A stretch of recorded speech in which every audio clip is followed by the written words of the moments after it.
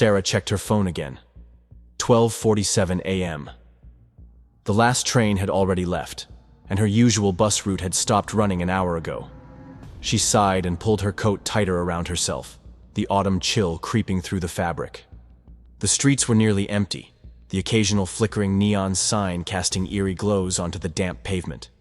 She had stayed too late at her friend's apartment, lost in conversation, and now she was paying for it. Then, she saw it. An old bus pulling up at the corner. It was an unfamiliar route. Route 13, final destination. Sarah hesitated. That was an odd name for a route, but the thought of waiting another hour in the cold made the decision for her. She jogged to the curb just as the doors hissed open.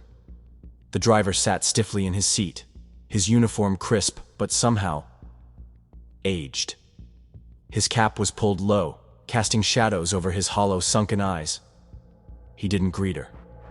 He only gave a slow nod before shifting his gaze back to the road.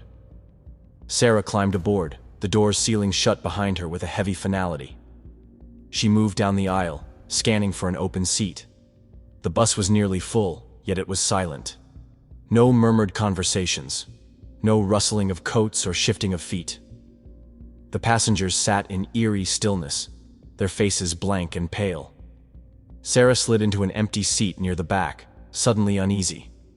The air was stale, thick with an odd metallic scent, like old coins left in the rain. She glanced at the man across from her. He wore a stiff, outdated suit, hands folded neatly in his lap. His skin had a waxy sheen, and his eyes, glassy and unfocused, staring straight ahead. Her stomach twisted. Was he asleep?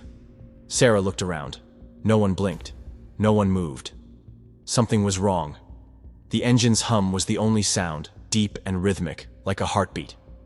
The city lights outside blurred past, but they looked off. The streets seemed to stretch longer than they should. Buildings flickered, distorted, as though seen through warped glass. She swallowed hard. This was just a late-night bus. People were tired. Maybe they had long shifts. Maybe they were just deep in thought. Maybe. Sarah shook off her unease and tapped the stop request button. It let out a dull click, but no light came on. She frowned. Maybe it was broken. She rose from her seat and moved toward the driver. "Excuse me, I need to get off at the next stop." The driver didn't turn his head. His hands gripped the wheel tightly, his knuckles bloodless. "There are no stops," he said. His voice was dry, brittle, like leaves crushed underfoot. Sarah's skin crawled. "What? That doesn't make sense." The driver's grip tightened. "There are no stops on this route." A cold dread settled into her bones.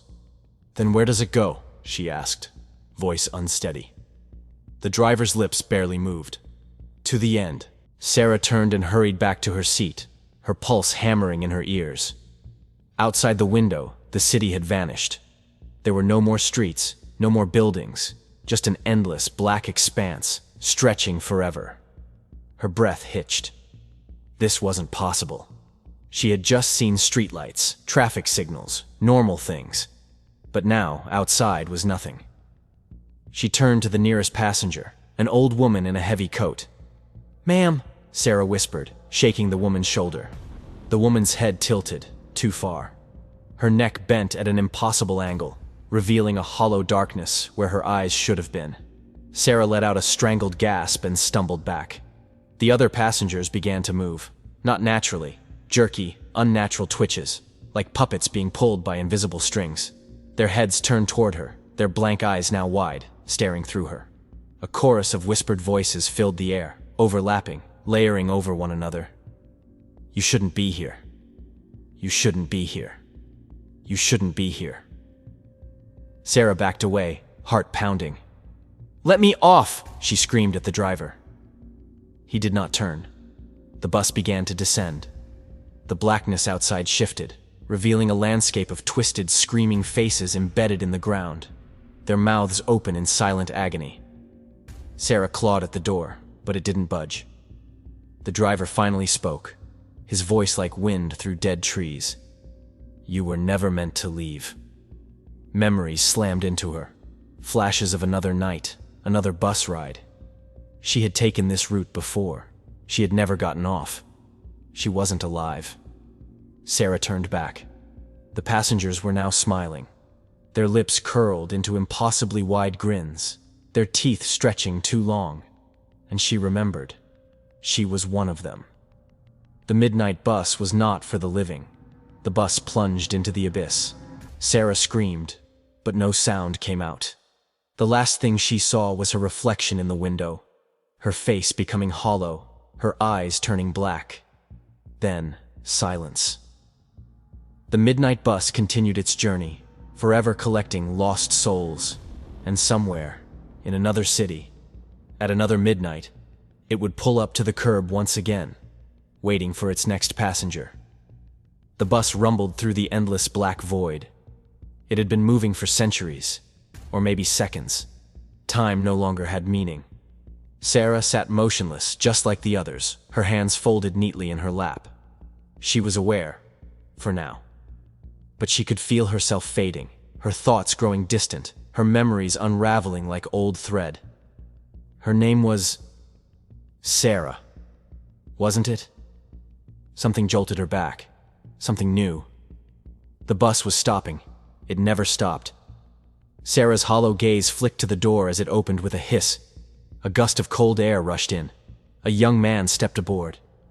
He was in his 20s, alive, breathing, unaware. His hoodie was damp from the mist outside, and he was busy typing on his phone. He didn't look up as he fished for a few coins and dropped them into the fare box. Clink. The sound echoed unnaturally, swallowed by the dead silence.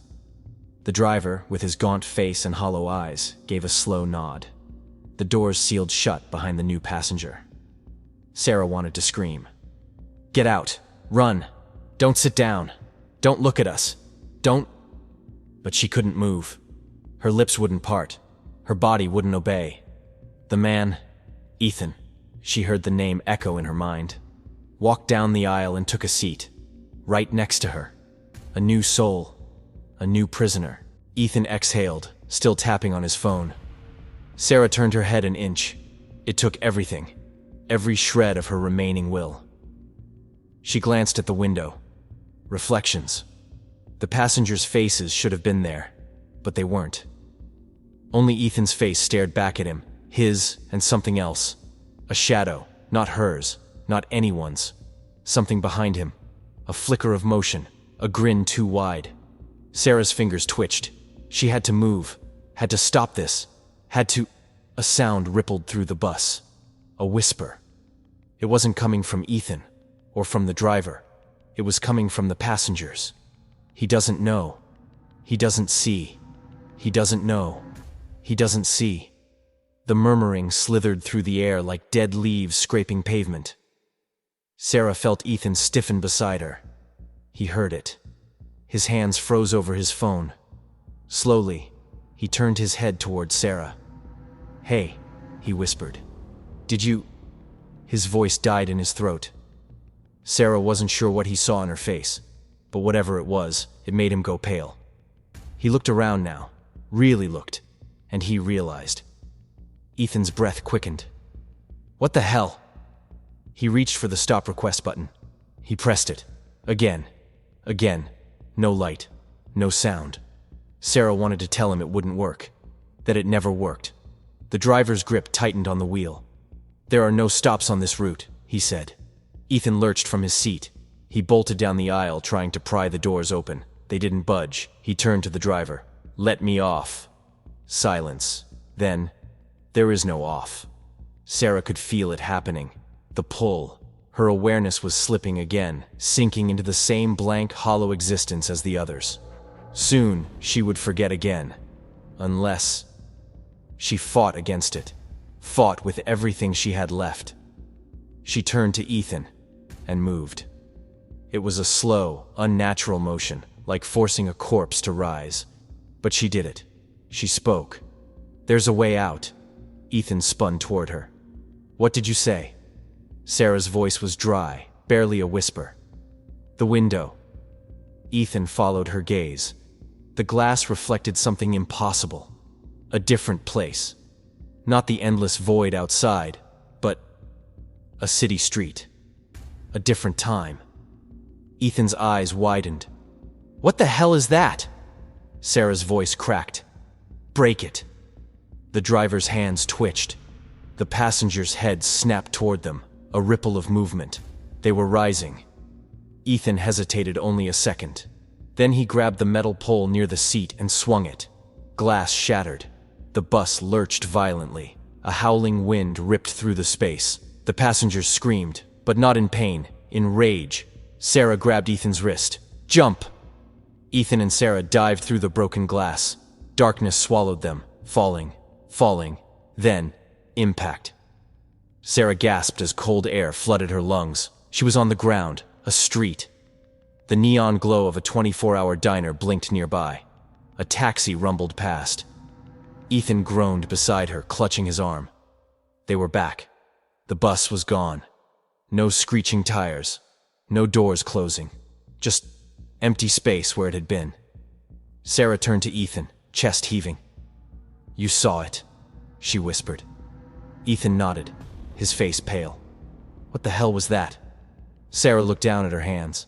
They were hers again. Warm, human. But something wasn't right.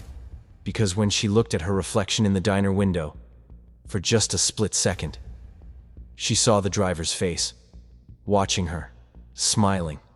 The midnight bus was still out there, and it was still waiting for the next passenger. The end?